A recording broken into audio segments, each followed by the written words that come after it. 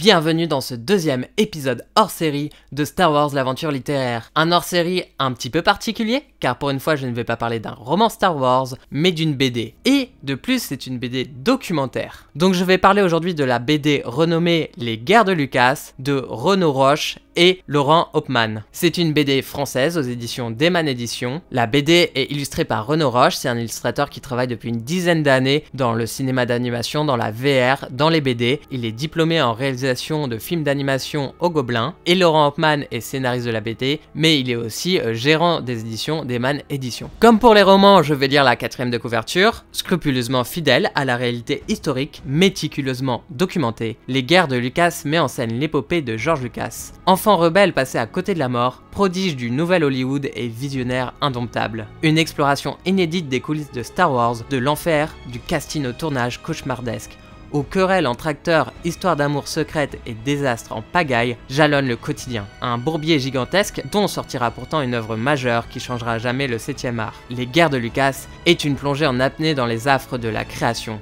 Intense et poignante, mais drôle malgré tout. Making of ultime success story jouissive et leçon de cinéma. Une ode à la magie de l'enfance et à la persévérance. La BD revient uniquement sur le parcours de George Lucas de son enfance à la création du premier Star Wars, qu'on appelle aujourd'hui Star Wars 4, Un Nouvel Espoir. On ne parle donc absolument pas de la suite des épopées de George Lucas, de la création des autres Star Wars, le 5, le 6, la prélogie, de la vente de sa société à Disney et j'en passe. On ne parle pas aussi des autres œuvres qu'il a pu faire après Star Wars 4 comme Indiana Jones. La BD c'est vraiment son enfance, son premier film et surtout voilà la création et l'exploitation de Star Wars 4. Bon déjà on en parle, la couverture elle est magnifique, elle fait clairement le café, elle en dit beaucoup aussi sur l'imagerie du rêveur qui est George Lucas, sur son siège de réalisateur et qu'est-ce qu'il voit devant lui, non pas un décor mais clairement ce qu'il veut mettre en scène, c'est-à-dire les deux lunes de Tatooine. Au niveau des dessins, même si j'ai eu un peu de mal au début, mais clairement on se rappelle, je suis pas du tout un critique, que ça soit d'ailleurs même de l'écriture, je suis pas du tout un expert, mais je suis encore moins un expert des dessins, de peinture,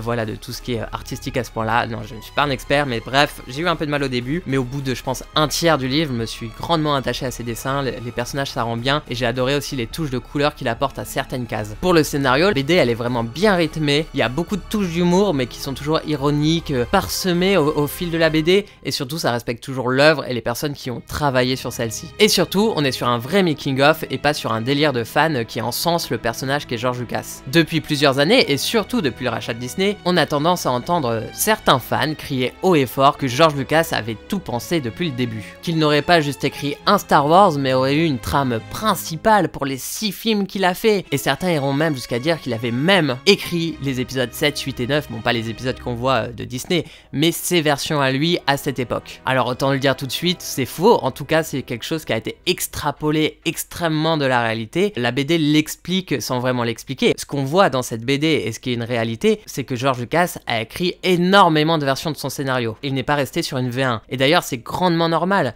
Un scénariste, un réalisateur scénariste, il n'écrit jamais qu'une version de son scénario. Toujours peaufiner, c'est réécrire, réécrire, réécrire jusqu'à temps qu'on trouve la forme qui marche. C'est quelque chose qui est classique dans le cinéma. Jamais un film qui a une seule version va voir le jour. Je sais pas si c'est déjà arrivé dans l'histoire de films qu'on a pu voir en salle, mais si c'est le cas, ils doivent pas être très bons. Et ce qu'on va voir, c'est que dans l'écriture, il va se faire aussi aider par des retours, par des discussions, par sa femme, beaucoup sa femme, qui est mise en valeur, et c'est très bien parce que c'est un personnage important dans la création de Star Wars, mais aussi d'autres grands réalisateurs hollywoodiens qui à l'époque sont peut-être moins grands, mais vont le devenir, comme Coppola, Spielberg, et surtout ce que toutes ces personnes vont lui conseiller, en fait, c'est de simplifier. George Lucas, à cette époque, il voulait déjà parler de plein de choses, toute une mythologie assez gigantesque. Ses amis lui disent que ce soit une question de budget, de compréhension, mais aussi qu'ils connaissent peut-être mieux à l'époque le mythe du héros aux 1000 visages, ou voilà, savent peut-être mieux écrire un scénario à cette époque que George Lucas, vont lui conseiller de simplifier et se concentrer peut-être sur ses héros. Prenons un exemple qui est dans la BD, sa femme va lui dire d'abandonner toute l'histoire politique pour se concentrer sur les personnages, afin d'éviter d'alourdir bêtement le scénario. Mais quand il va écrire et créer la prélogie, il va réintégrer le fait de mettre de la politique, d'en mettre beaucoup trop. Et c'est en ça que certains fans disent, voilà, il avait tout prévu parce que il voulait parler de politique et il a repris, il avait déjà écrit, mais non, il a voulu parler de politique d'une autre forme, on lui a dit non, ça allait alourdir et tout, il a écouté ses proches à cette époque et c'était très bien. Et quand il a eu plein pouvoir avec la prélogie de faire ce qu'il veut, là il a repris l'idée de parler de politique, parler du Sénat, voilà, de plein de choses, ce qu'a alourdi les films de la prélogie et ce qui est clairement pas la force de cette prélogie, hein. On est loin de là, hein. La politique dans Star Wars, c'est quand même niveau -1. Bon, pas -1, j'abuse peut-être un petit peu. Ça casse pas 3 pattes à un canard, tout en restant quand même, voilà, d'une assez grande intelligence pour que ça parle, que ça résonne avec notre monde et que du coup on ait l'impression que c'est waouh. Donc ce qu'on voit aujourd'hui, c'est que non, il avait pas tout prévu, il avait juste des brides, il a récupéré des idées, ce qui est déjà une bonne chose, hein, ce qui est déjà là une réalité, et aussi qu'il a bien fait d'écouter ses proches, car oui, il a bien fait de créer un petit mythe Star Wars au début, un film beaucoup plus intimiste pour après agrandir l'univers. Et en ça, le livre, il assume pleinement une réalité que George Lucas aussi le savait lui-même à cette époque, c'est que George Lucas est un bon réalisateur peut-être, un très bon créateur d'univers, mais il n'est en aucun cas scénariste. Il va le devenir, il va beaucoup travailler, on va voir, il va lire, j'en ai parlé tout à l'heure, le Héros aux 1000 visages, qui est la base de tout scénario. Il va travailler beaucoup et il va réussir à en sortir quelque chose pour les Star Wars, mais c'est pas son métier. Et aussi, on va voir qu'il est en train de devenir un très bon producteur. Pour revenir plus largement à la BD, elle est géniale par le nombre d'anecdotes qu'elle propose. Alors certes, Star Wars, c'est un univers où on en a des anecdotes. Il y en a d'ailleurs des plus fausses que d'autres, hein, on vient d'ailleurs de le voir. Il y a une fraîcheur dans ces anecdotes, déjà par comment la BD est construite. Il y en a aussi certaines que je connaissais pas, par l'humour qui est très bien apporté. Et c'est rempli de rebondissements, ce qui fait que ce making-of de Star Wars devient une œuvre à part entière, au même titre que l'œuvre d'origine. Par contre, voilà, tout à l'heure j'ai dit que l'œuvre était ironique, drôle et respectait le travail de toute personne ayant travaillé, voilà, sur Star Wars et respecté l'œuvre. Pourtant, à la page 172, il y a une petite didascalie, ou je sais pas si ça s'appelle comme ça d'ailleurs sur la BD, j'y connais vraiment rien, mais c'est pas dans les bulles de texte, c'est voilà un petit commentaire à côté qui m'a grandement énervé. Pour la citer, c'est James R. Jones, payé 7500 $ pour 2 heures de travail. Et ça m'a un petit peu choqué. Déjà, ça m'a choqué parce que voilà, le livre ne parle pas vraiment... c'est pas un plan de financement du film, quoi. On n'a pas le coût de Star Wars, on n'a pas combien sont payés les acteurs, donc ce 7500 $, il n'est pas mis en perspective par rapport au coût global du film. Même si on n'a pas le coût global, on sait que la production principale baisse plus ou moins le budget, et ça, on en parle de combien va mettre la 20th Century Fox dans le film. Ça, c'est notre histoire, on n'a pas voilà, le coût du film, le plan, le devis détaillé. Donc ce 7500 $, il sort de nulle part. D'autant plus que là, il sonne vraiment un peu comme une attaque gratuite cette fois. J'ai trouvé ça un petit peu un coup bas. Pourtant, 2 heures d'enregistrement, ça veut pas dire 2 heures de travail. Là, on met 2 heures de travail. Ok, mais il y a eu peut-être des réunions, il y a eu des répétitions, il y a eu des négociations de contrat. Il y a eu plein de choses qui fait que ces 2 heures de travail, il y a peut-être eu 3-4 jours. Alors 3-4 jours, 7500 $, vous allez me dire, ah, c'est encore énorme.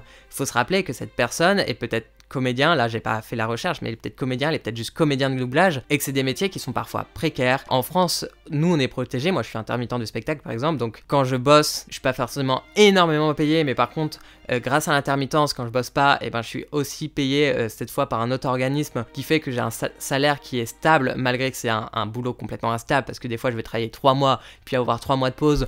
Et dans ces 3 mois de pause, des fois, voilà, je vais travailler 1 jour par semaine, 2 jours par semaine. En plus, quand tu bosses, t'es vraiment à fond. Enfin bref, on n'est pas là pour parler de l'intermittence du spectacle. Mais aux États-Unis, il n'y a pas cette protection. Donc quand ce comédien-là, il va travailler 2 heures, c'est peut-être ces 2 seules heures de travail du mois tout entier. Donc d'un coup de 7500 $ pour un mois, bon c'est encore au-dessus de la moyenne je suppose des Américains.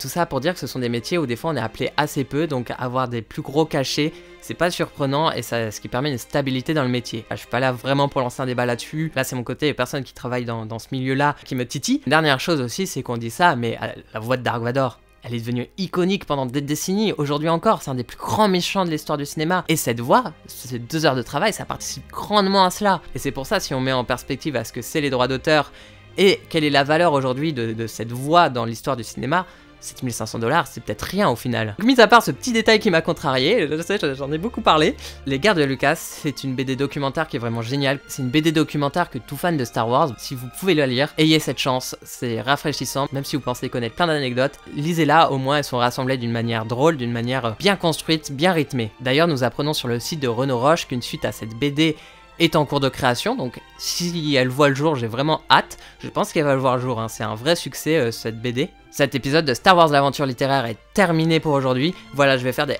hors-séries durant ces 10 mois de fêtes sur la chaîne YouTube où on célèbre mes 10 ans de vidéos. N'hésitez pas à me demander autre chose que des romans sur Star Wars, mais peut-être des avis sur d'autres œuvres. L'idée c'est que ça reste littéraire, hein. Pour les séries par exemple, il y a d'autres émissions qui existent comme le marathon, comme la vidéo que j'ai fait sur The Acolyte il y a quelques mois. Si cet épisode vous a plu, n'hésitez pas à liker, à le partager, à commenter, à discuter du livre de l'histoire de George Lucas avec moi en commentaire. C'était Al, à bientôt sur les internets.